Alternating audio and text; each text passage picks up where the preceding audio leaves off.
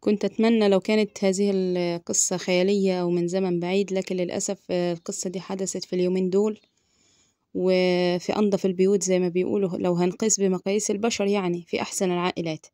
تعالوا نشوف مع بعض إزاي الشياطين بتفكر. بس الأول خلينا نرحب بحبيباتي. أهلا وسهلا ومرحبا. عدنا والعود أحمد، ولا يحلو الكلام إلا بذكر الحبيب محمد. اللهم صل وسلم وبارك على سيدنا محمد صلاة لا تعد ولا ترد ولا يعلم بفضائلها أحد.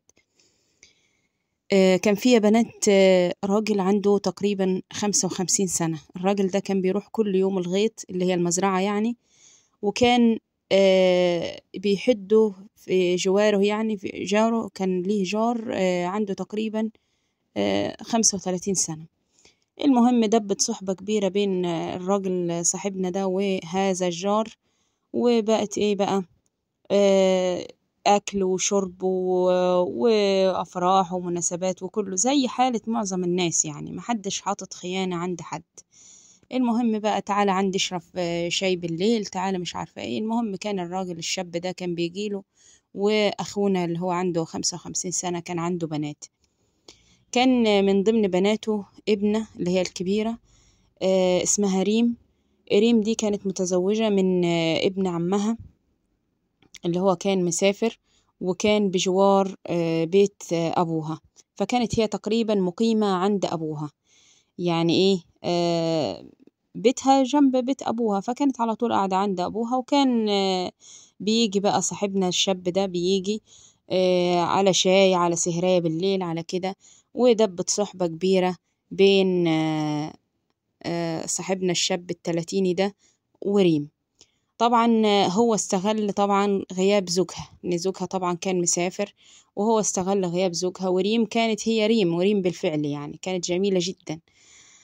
فدخل بقى في مدخل، لا ده زي اخوها، لا ده مش عارفة ايه، ده جارنا، ده صاحبنا، ده حبيبنا، وبقى ايه يروح ويجي معاهم وكده. المهم بقت الايه بتقابله على طول عند اهلها، وبعد كده الامور اتطورت وبقت تقابله ايه في بيتها. طيب في بيتها كان معاها مين؟ هي كانت مخلفة، معاها أطفال، ومعاها حماتها ست كبيرة في السن يعني. فكانت ريم دي كانت بتحط المنوم لحماتها، فبتنام يا حبيبتي باليوم والاتنين كده، وتقابل هي ايه بقى، الشيطان ده. المهم طبعا هي حاليا ريم متزوجة من ابن عمها، والصحبة دي صحبة يعني. المهم شافها بعض حد يعني شافه وهو بيتسلل البيت وكده، فطبعا عملوا البوليكة بتاعت امسك مش عارفة ايه. المهم لم يخضع هو للكلام ده وجري منهم. وأمها بقى ايه، وهنا برضو بيجي الغلط والعيب. أمها بقى بقت تسايس بقى، لا أبدا ده أخوها، ده مش عارفة ايه، ده انتوا عايزة تبلونا، ده مش عارفة ايه. المهم لما اتمسك المرة الأولانية طبعا ففكر الشيطان ده وقال ايه، يا ريم مش هينفع كده، لازم نعمل حاجة بحيث ان هم يبقوا في نقطة قوة مش نقطة ضعف. طب ايه نعمل ايه؟ قال لها تصوري لي كل بنات العيلة.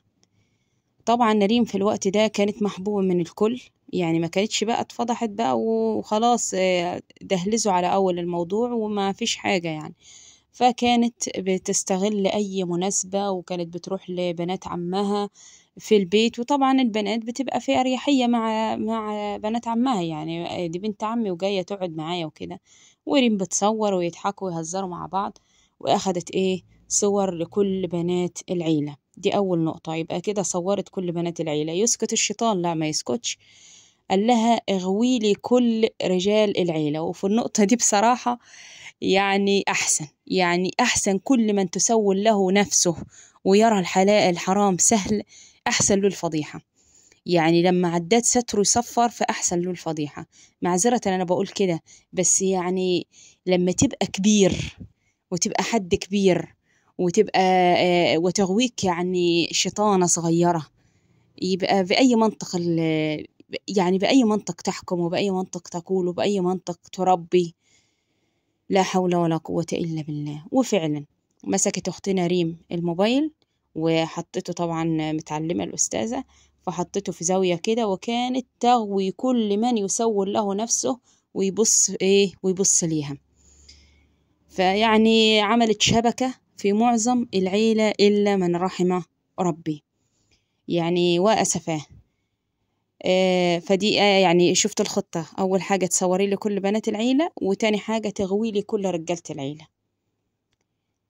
طيب حابة أوضح حاجة بس في النقطة دي، عشان الأمور بتدخل في بعض عندنا. يعني مبدئيا يا بناتي، كل المصايب بتيجي من من نهي نهانا عنه الله واستحلناه، اللي هو ولا متخذات أخدان.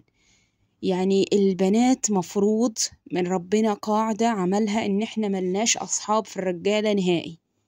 الرجال لا تصاحب النساء، والنساء لا تصاحب الرجال، قولا واحدا. زميلك في الشغل مش أخوكي، ابن عمك مش أخوكي، سلفك مش أخوكي، حماكي مش زي أبوكي. في حدود وضعها الله، وهو أدرى بعباده. أنا لما أديكي كتالوج حاجة أنا صنعاها وأقول لك الحاجة دي تستعمل كده وكده وما تعمليش فيها كده وكده، انت أكيد هتمشي على الكتالوج عشان تحافظي على الحاجة وفي سلامتها وتحافظي عليها لأطول فترة ممكنة. احنا بقى خدنا الكتالوج وخدنا القواعد ولم ننفذ منها شيء.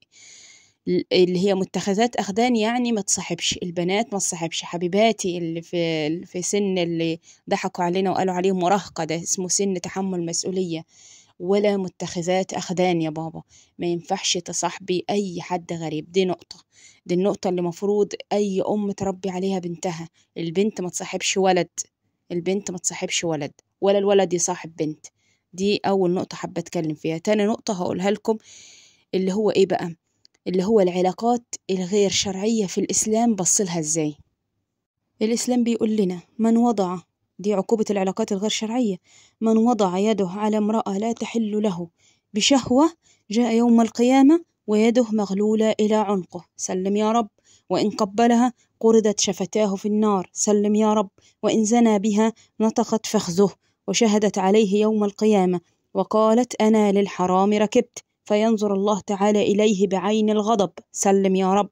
فيقع لحم وجهه فيكابر ويقول ما فعلت، فيشهد عليه لسانه فيقول أنا بما لا يحل نطقت، وتقول يداه وأنا للحرام تناولت، وتقول عيناه وأنا للحرام نظرت، وتقول رجلاه وأنا للحرام مشيت، ويقول فرجه وأنا فعلت، ويقول الحافظ من الملائكة وأنا سمعت، ويقول الآخر وأنا كتبت، ويقول الله تعالى أنا اطلعت وسترت، ثم يقول سبحانه وتعالى يا ملائكتي خذوه ومن عذابي أذيقوه فقد اشتد غضبي على من قل حياؤه مني.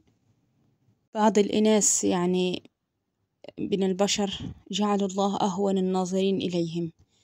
يعني أنت يا حبيبتي لو باباكي موجود هتقدري تكلمي زميلك بالأسلوب اللي أنت بتكلمي بيه؟ لو باباكي موجود معاكي في القعدة هتقدري تكلميه بالأسلوب اللي أنت بتكلميه بيه ده؟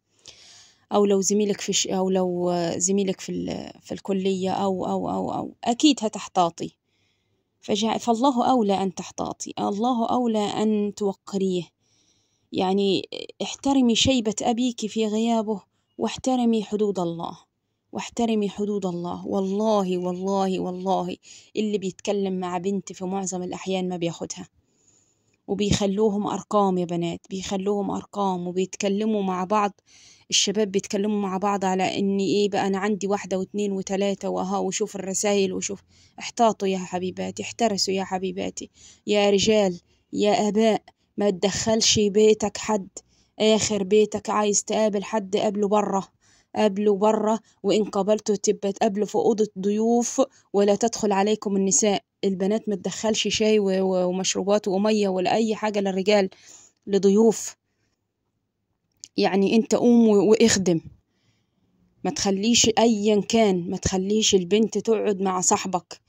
معلش، مهما تكون هذه الثقة، معلش يعني اجعل من سوء الظن نسبة حتى لا يحدث ما حدث.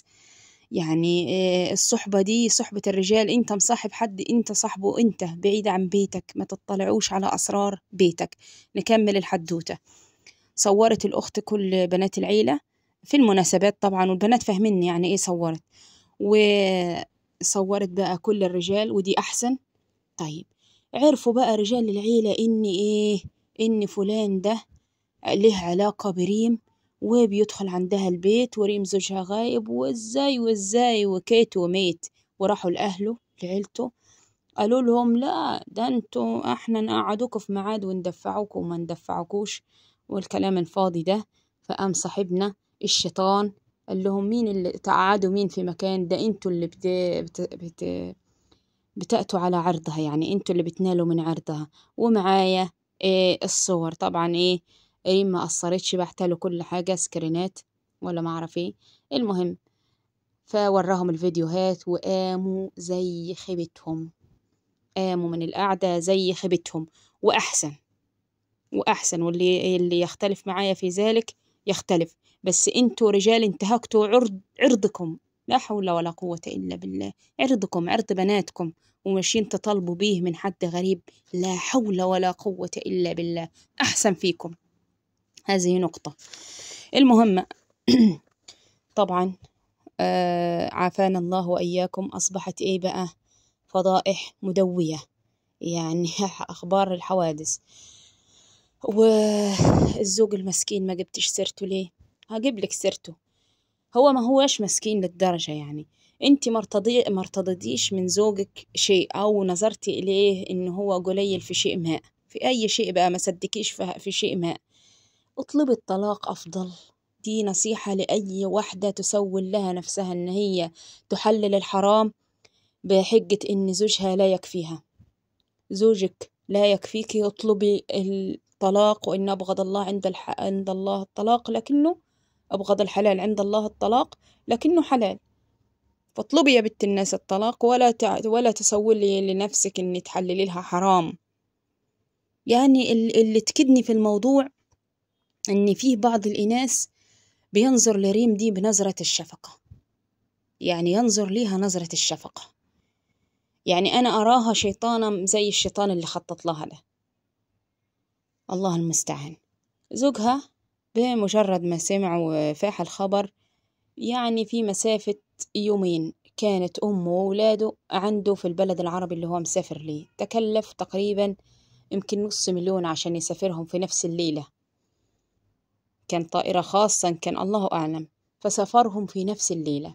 طيب يا أنت يا أخي، يعني عندك المقدرة إنك تسافرهم في نفس الليلة، وما كان عندك المقدرة تأخذ مراتك عندك، كان عندك المقدرة تأتي أنت يعني تقعد مع مراتك تشوف حالها وتشوف محتالها وتشوف اللي داخل وتشوف اللي طالع.